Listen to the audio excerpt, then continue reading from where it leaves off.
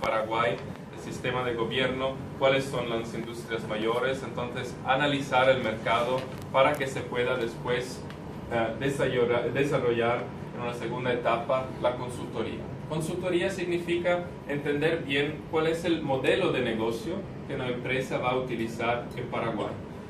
Muchas veces las empresas suizas son involucradas en cadenas de valores mundiales. Si pensamos en la industria de automóvil, por ejemplo, empresas suizas no producen coches, sino autopartes, muy especializadas.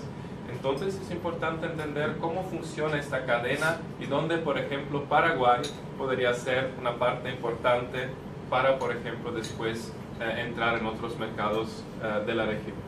Y los contactos, y creo que este es un ejemplo fantástico, los contactos en el país donde estamos es muy importante porque sin socios locales no se pueden hacer negocios.